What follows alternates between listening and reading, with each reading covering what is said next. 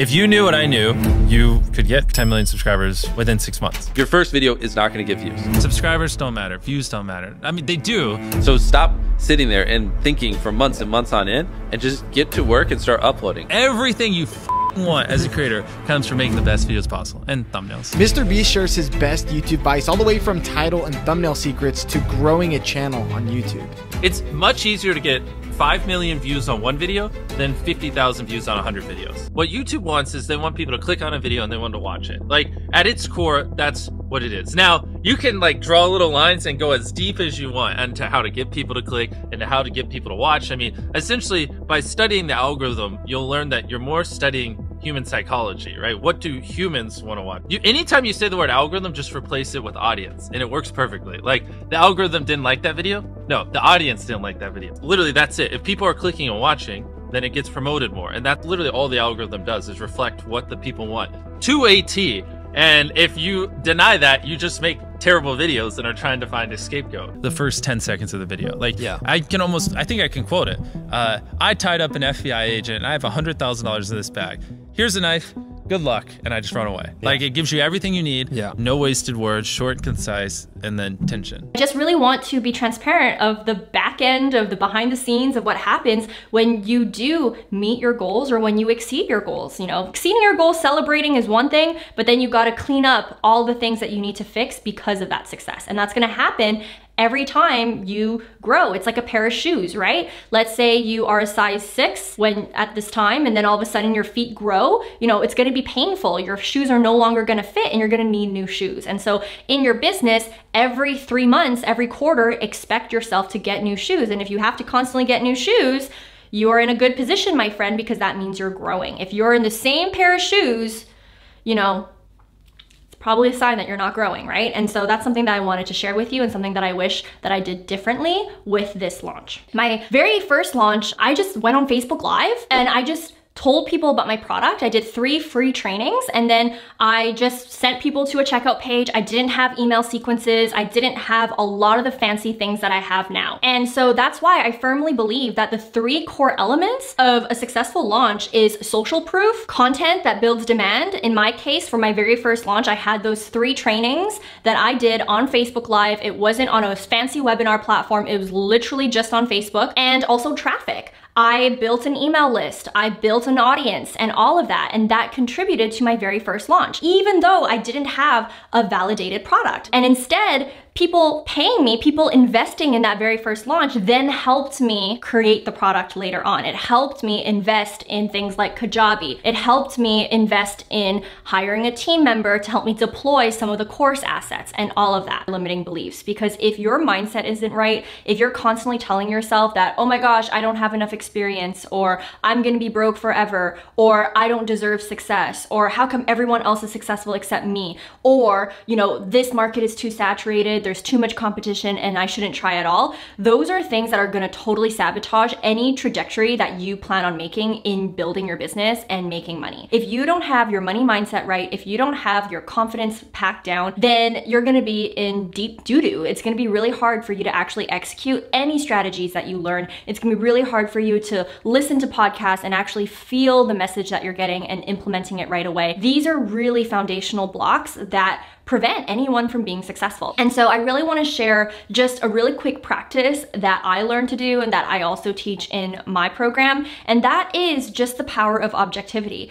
Whenever you have a limiting belief, write it down. So for instance, write down the fact that you believe that the market is saturated, okay? And then right underneath that limiting belief, really argue with it and ask yourself why that's not true, right? So if your limiting belief is, I believe that the market is way too saturated and nobody would ever buy my products and services, then write down why that's not true. So for example, there are so many YouTubers that started YouTube last year that have gotten their 100K play button or that have monetized successfully. So that's why it's not true that the market is too saturated, because there's proof that other people are successful even though they started in the recent year. Or it's not true because there are so many people out there in the world that are less qualified than you actually making more money than you you're making, and the only reason why you're not doing the same is due to this limiting belief. So funny enough, I actually had the exact same limiting belief when I started my business, and I want to show you a real example of how I argued my way out of that limiting belief. So my limiting belief, very similar to the example I just said, is it's competitive in this coaching space. I'm not going to stand out from all the other life and business coaches. And why it's not true, and I argued with myself about it, is it's not true because not many people in my network even know about other coaches. So within my current audience that I'm trying to attract, I would be the first one that they've ever heard of, or there's a good chance that I would be the first one. And also, I only know that the industry is saturated because I'm in the industry, because I'm following other coaches and following my competitors and following everyone that I look up to. For people who find me through my Instagram, podcast, or YouTube,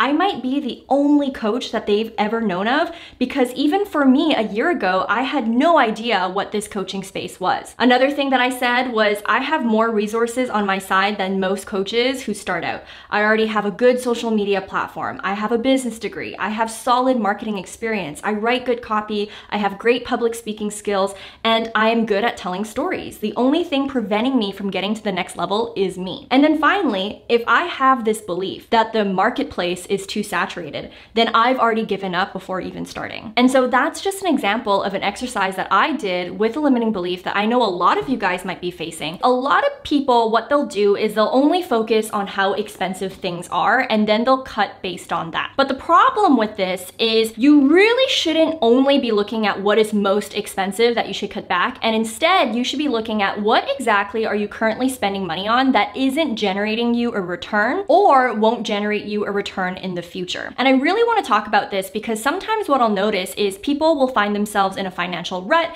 and the very first thing that they'll axe off is maybe their mentorship programs, their courses, access to their mentors, resources, all those things, because those are generally things that are a little bit more expensive. But what I want to urge you to think about is you really want to think about, hey, maybe that course that you paid for, or maybe that membership that you're a part of, if you actually focused all your attention on that, maybe that will actually give you better income generating skills in the future. And maybe, and just maybe, that very course that you're thinking of cutting out from your life could actually help you get your money back. And so that's something that I definitely want to mention, because I notice a lot of people, when they are in that financial rut and when they're strapped for cash, they'll literally remove the things that actually are there to help them produce them income. And so you definitely want to consider that when you're looking through your books, when you're looking through all of your line items. So in my case, the things that won't generate me more revenue would probably be more clothes. I don't need more of that to make me money. Food and eating out, I can make food on my own. That's totally fine. It's not going to affect the income that I earn.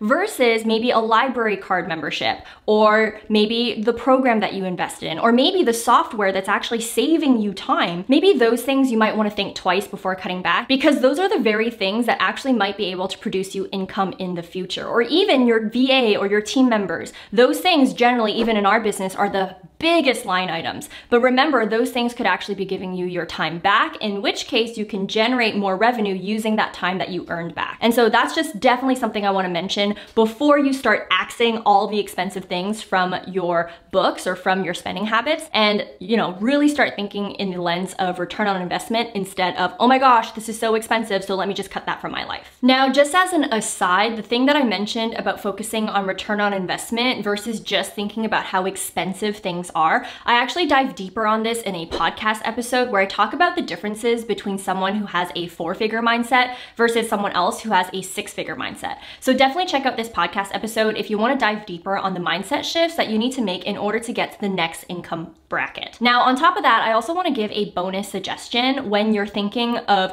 looking through all your line items and figuring out how to generate revenue, is if you're in a position where you can't afford the programs, the coaches, the mentorship, the resources, the books, or the software, or the team members that can actually help you produce more income by either saving you time or giving you more income generating skills, then what you want to consider is selling your stuff. Sell maybe some of your clothing, sell maybe some of your tech, whatever it is. You can always find a way to generate a little bit of income to buy books, software, whatever it is that you need in order to level up your thinking and get in the mindset of making money. And so I definitely want to mention that before we move on to the next tip. That being said, the second thing that I would do if I found myself again in that sticky, you know, pretty much black hole situation, rock bottom situation, is I would take a part-time job that requires very little brain power. And this is actually what I did when I started my business. I mean, I did have income already, or I did have some money in my bank account, but I didn't have any money coming in, and it was very stressful for me when I was starting my business. I really don't like seeing my bank account shrink every single day.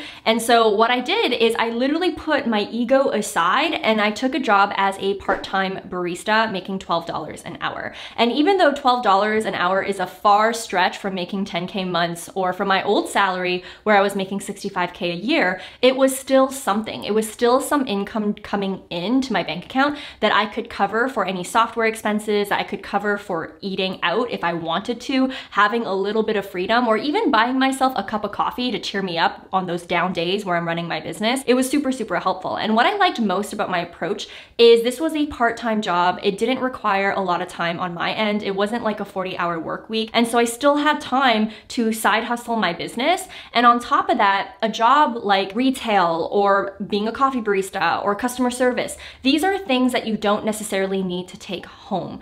Versus when I started my business, I was so tempted to going back to the corporate life. I was so tempted to have an office desk job, but I realized, knowing my character, I would probably take a lot of that work home. And many of these jobs aren't really part-time. These are full-time jobs that require a lot of dedication and a lot of commitment. And so that's why I decided to go with the barista route, because I knew that I would work for those, 8 hours, 6 hours, whatever my shift required of me. And then I would go home, and nothing that I would do at work would actually affect how I would run my business, how I would spend my own time offline, or my own time aside from working at that coffee shop. And I found it to be really, really useful in protecting my energy financially and making sure that, okay, even though I'm not producing income right now in my business, at least I'm producing some income, even if it's $500 a month from my job working as a coffee barista. So if you do find yourself in a situation, you definitely want to consider maybe taking a really easy, chill, part-time job, putting your ego aside,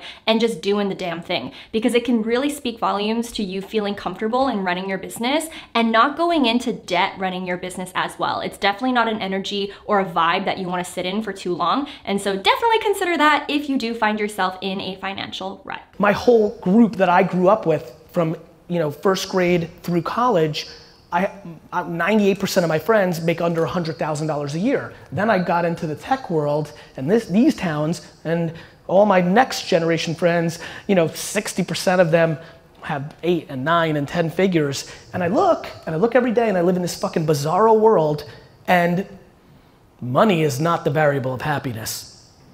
I got boys on 2 fucking softball teams, fucking working factory job, making 47K a year, and fucking happy as shit. I got friends got $150, 150 million in the bank, fucking miserable, depression, 3 times a day at the doctor's. Like, and so I'm looking at this and I'm like, okay, let's take a step back. The internet is at maturity, we're at scale. There's real dollars to be had if you build a practical business. And we're pumping people into a casino environment of like winning a lotto ticket. And then, okay, fair. If you're building a lotto ticket, that's how you win $50 million companies, $100 million companies. I respect that. My advice over here on the practical side is much more a $1, $2, $3 million a year business. But then I just look and I'm like, man, how many people are out there right now who would love to make $212,000 a year and love it? And I'm just struggling with like trying to figure out how to get this noise into the system because it's so real. My friends, at the end of last school year, we would all go into the bathroom and they'd be like, look at this cool little dance I found. And they'd be like, Charlie, learn it, because I'm a dancer. And they would post me on their accounts. This was before I even had a TikTok account. So so we're talking now April, May of 2019. Yes. You like every normal teenager, go to the bathroom with your friends, and they're looking at these videos and they're trying to get you to replicate that dance because they knew that you probably could and some of them couldn't. So I could teach them. Understood. And they were posting me on their accounts. I hadn't even downloaded the app yet, but it was so cool because there was all these fun little dances to do and everyone was just posting them. So eventually, end of May, I would say, I think was when my first video came out, I decided to make a TikTok account, and I was just dancing, doing what I do every day, what I've been doing since I was 3. I've been a dancer my entire life, and throughout the summer, yeah. Prior to your account in late May, had any of the videos on your friends' accounts of you dancing go viral or hit a lot of views? No. Great. When you're happy in life, your fucking business can roll. And so I'm just trying to figure it out. And I've been trying to figure it out in front of you for the last 7, 8 years. Trying to figure out the unlocks. EQ, IQ, self-awareness, hustle. I don't know what they are. You know why? Because like I told my man, it's 330 different unlocks. And so I'll go to all of them. They're all tried and true. And one might hit you. Yeah, it was hard work because I'm actually lazy. I talk a good game, but I'm full of shit. Or it might be something else. But fuck, one. And so, you decided to sit? You're into this, right? It's good, right? This is some good shit. You're gonna remember this? I do. Good. One fucking life. One life, my friends, one time. And honestly, I'll leave you with this because a lot of you need it. How you make your money is more important than how much you make.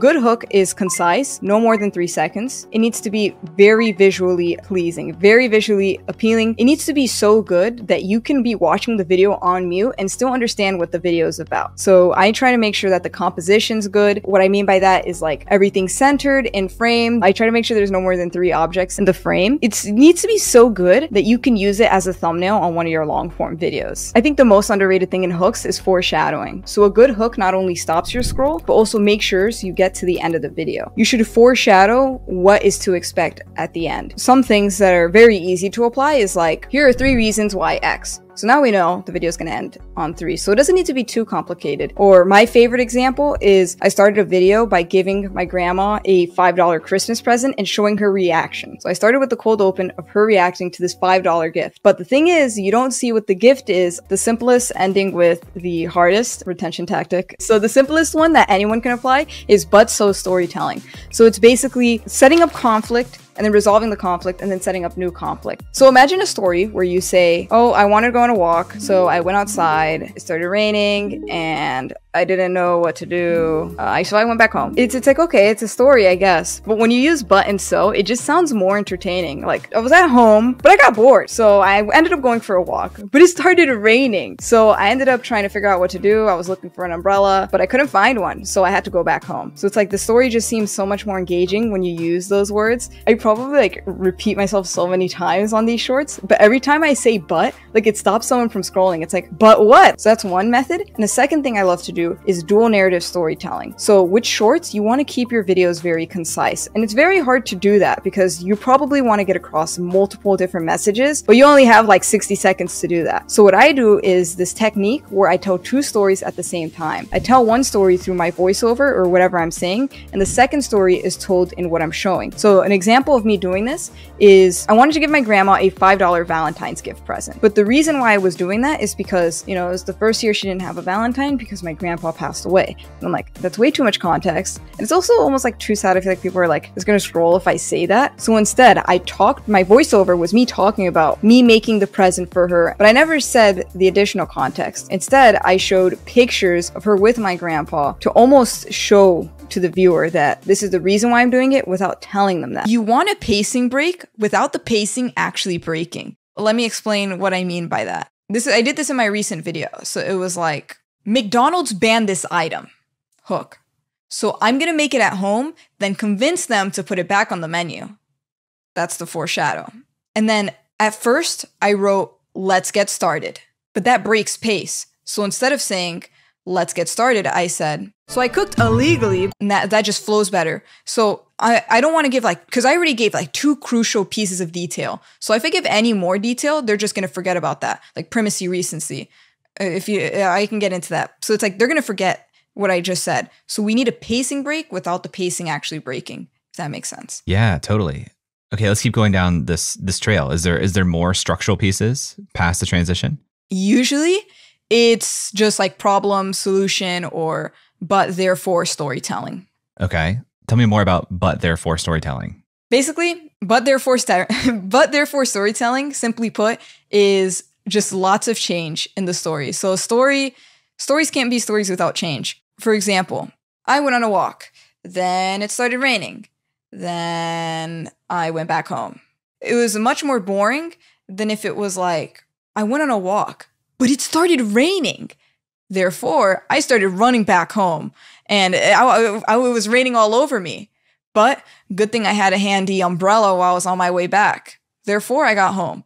Like, it's the exact same story, but it just sounds so much more intriguing when you have like, but, Yeah, and then so good. or but therefore. Hey guys, hope you got massive value from that. That took me weeks and weeks going over their videos and finding the best parts on growth, motivation, and their strategies. So if you got massive value from this video, please like and subscribe to the channel, as I will be doing more videos just like this one to hopefully inspire you and other people. And just before I go, I'm going to leave you with this.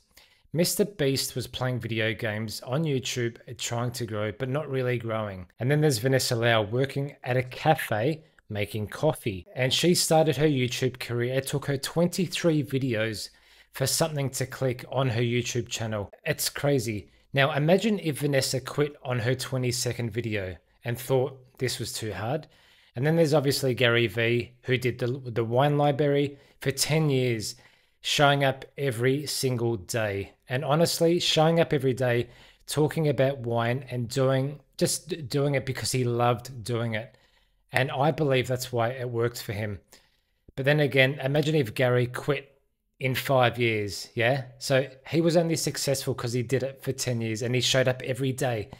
And then there's Jenny. She only did 141 videos and she's almost at 4 million subscribers. And even for people like me, I've done 261 videos and I don't even have 950 subscribers. And yes, every day I feel like quitting as I compare myself to people like Jenny, and I just like, how can they grow, but I can't.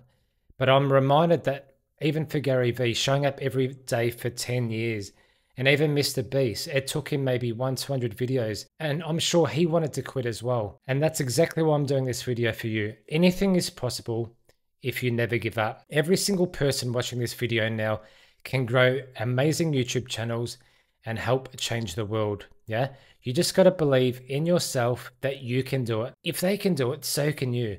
And you also need to be realistic to where you are. So for me, comparing my videos to Jenny, it must mean my videos suck, yeah? And honestly, it actually does mean that my videos suck. Otherwise, I would also have millions of subscribers too. So all I can say to you guys is you just simply need to do your best, be 1% better than you were yesterday. And who knows, maybe it takes you 2 years, maybe 5 years, maybe even 8 years. But I do know something. If you're consistent and you consistently learn and improve and keep showing up every single day when you don't want to, there's going to be a point where a video goes viral or something just clicks and your life is going to change. So please guys, never give up, and just know Mr. Beast, Gary Vee, Vanessa and Jenny also felt like quitting at some stage in their life. They just managed to figure it out, and so are you.